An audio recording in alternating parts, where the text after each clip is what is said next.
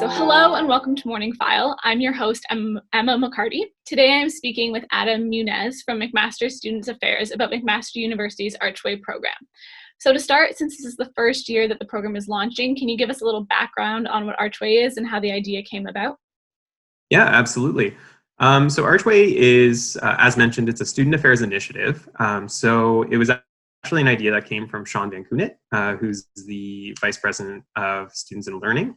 And he really wanted to come up with a solution that would allow McMaster to better support first-year students. When this conversation started back in March, we had no idea what the scope of the summer or the fall or anything beyond would look like because COVID-19 was just really starting to pick up in North America. So really the idea was that we wanted a way for students and for their parents and their guardians to feel confident in their decision to attend McMaster in the fall if they happen to choose that. So really the way that we developed Archway, myself and a number of key folks who have been helping with the project as well, is that we've modeled it off of the resident system that we use at McMaster already. A lot of the folks that have been working on Archway come from residence life, so we have a really good understanding of that system. And what the resident system already does echoes a lot of the same goals that we had for Archway, which is making sure that students feel supported and that they feel like they're connected to a part of a community. So we used that kind of key structure, and we've done a lot of consultation with other important folks on campus, like the Student Success Center and Student Support and Case Management, and pretty much anybody and everybody who would be involved in Archway in some capacity to make sure that the messaging and the structure and the goals of the program really align with how they want to work with first-year students as well. It's been a very, I guess, positive process in a lot of ways because we've had so many folks who were excited to see that there is a system being set up to help access first years and to help first years get access to the university as well. The other key part about Archway is that even though we have been frantically trying to build it over the last couple of months, we started in March and tried to get it off the ground really quickly, as a part of a threefold approach. So we wanted to make sure that we could use it as recruitment for students who were still prior to OUAC closing at the beginning of June, deciding where they wanted to attend university or if they wanted to at all. So hopefully as a bit of an incentive to get them to choose to come to the university despite what was going to happen, as well as to help retain them over the summer so that as the summer goes on, students feel again like they're connected, they know what's happening, and that they are prepared to come attend classes, virtually attend classes in September. And then of course to support students throughout the rest of the academic year as well. So I'm sure we'll talk about that more shortly. Yeah, so I guess kind of getting into that a little bit more, given that students aren't going to be on campus, what are you hoping that the program allows them to gain? Yeah, so we one of the pieces of language that we've been using a lot in the program is this idea of personalized guided support. And the fundamental part of Archway is that structurally students will be a part of a community of around 30 other first-year students. And in each community, they'll have one Archway mentor who is an upper year student at McMaster, who's working in a part-time paid position. And then they'll also be connected to an Archway coach who's a full-time professional staff at McMaster from a number of different areas. So the combination of the mentor and the coach in the program are there to do some regular checking in with students, make sure that they really aren't experiencing any difficulties while they are going through first year as a student. And all of that framed in a context, understanding that this year is going to be very vastly different than what most first years would experience on a regular basis as well.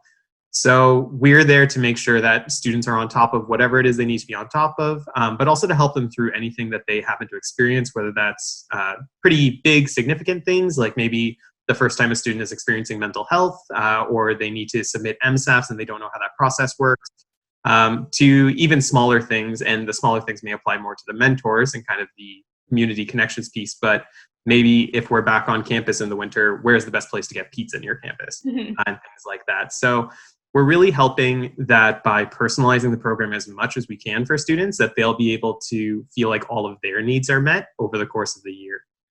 And then one of the other big pieces as well is that students in general across campus receive many communications from many different people by email and then also by social media and things like that. So we want to make sure that we're trying to collect key messages from across the university. And we're doing this by liaising with all of the faculties and campus partners on a regular basis to understand what are the most important things that their offices need first-year students to know about at any given point during the year. So we call this a just-in-time model. And the idea is really that, again, we can help students with things as they arise, and that we are hopefully preparing our staff to be trained on what are the key things that a student would expect to experience at any certain point in the year, but that we can pivot as needed to, again, make sure that their needs are met. Yeah, so I guess Archway then began the week of June 8th. What has the response been like so far with students as well as mentors? It's been overwhelmingly positive, I think, which is nice to hear because we really weren't sure how it would be received. With mentors in particular, we had a job application portal on our website where mentors could apply if they were interested.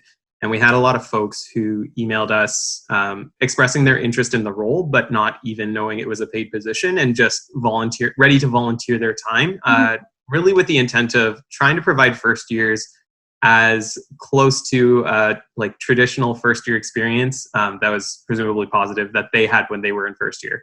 I think that's really testament to a lot of what the core part of the McMaster community is like. It's really about giving back and kind of supporting everybody. So with the mentors, we're wrapping up kind of our hiring process now, and we're going to begin training with them very soon, as early as this week. But a lot of the ones that we've spoken to so far are very excited to see how the program pans out, and also to have a meaningful opportunity where they can stay engaged with kind of the incoming class, despite the fact that we won't be on campus in the fall. With the first year students and also with their parents, because we've been speaking to parents a lot as well, I think the program's really hit the nail on the head where we expected it to, where they feel like they're supported and they feel more confident coming into McMaster. They're definitely using Archway as a portal to ask all of those really vague questions that they don't necessarily know who to go to on campus yet, which is perfect. That's exactly what we wanted to happen. So right now we're talking a lot about course selection and paying tuition and financial aid and things like that. But we're working closely with folks like the registrar's office who are really the content experts there. But we're helping to kind of personalize that connection to the registrar's office rather than saying, hey, just email these people who you don't know. So it's definitely been positive across the board for the response to the program so far. Yeah, that's great. So I think then my last question is this a program that the university is looking to run post COVID-19? Is this something that we want to continue, or what do you think the future is like? Definitely. So the program will continue for all of 2021, regardless. So even if we are on campus in the winter, I know nobody knows that yet, the program will still run, which is, again, one of the goals of the program is that it's constant throughout everything that's happening this year, because it's going to be a weird year at the rate we're going. But in terms of moving forward, I think we've had some light discussions about how we would like for it to continue in some fashion. It probably would not continue in the exact same structure just because it is very resource heavy, the way it currently is. But I think that once we see how the program performs and kind of what the response from students is as the program progresses, that we'll be able to pull a lot of good lessons, and it may be a really good way for us to connect with students who don't live in residence on a typical year as well. So off-campus students or international students and things like that. So I think we've definitely had conversations about how we want to make sure these lessons carry forward, but we don't know what exactly that looks like yet. There's a vague answer for you. Yeah.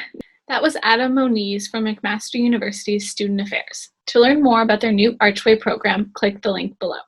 Make sure to visit cfmu.ca/videos for more video content and MorningFile interviews.